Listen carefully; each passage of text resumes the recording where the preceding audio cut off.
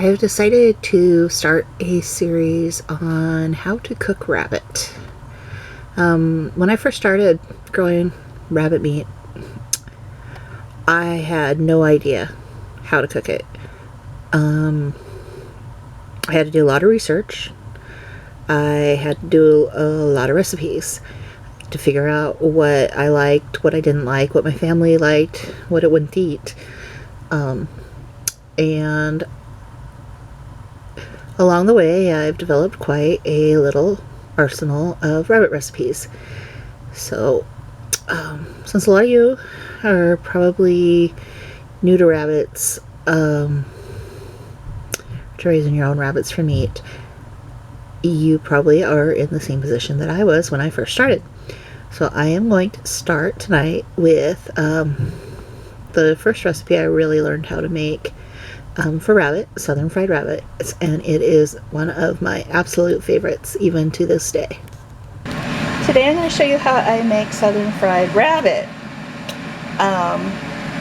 Into a Ziploc bag you put 2/3 cup of flour, 1 teaspoon salt, 1 teaspoon garlic powder, 1 teaspoon onion powder, 2 tablespoons of paprika, and 2/3 cup of flour. And then you put it in here and you just, shake it up like that, preferably without it being open, until it all mixes together really well. And then after that, you drop a piece of chicken. No, it's still not chicken. You drop a piece of rabbit. Okay, after that you drop in a piece of rabbit. I keep saying chicken, but it's rabbit. And you shake the bag up until it's completely coated.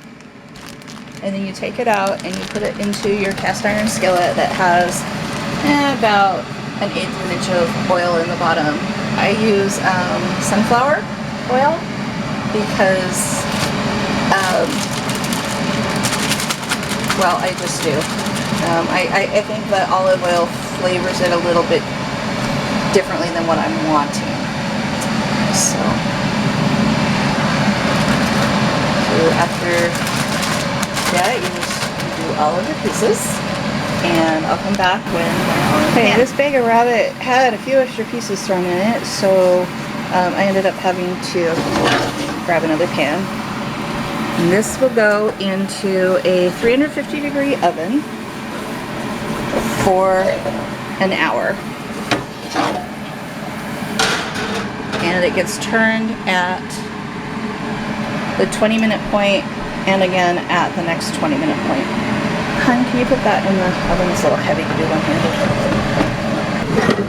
Thank you. In they go. Okay, here they are at the 20-minute mark. And you just take your tongs and turn the chicken over. And it'll be a nice, lovely brown. And the reason you use tongs and not a fork is that anytime you poke holes in your meat, it's going to lose its juices.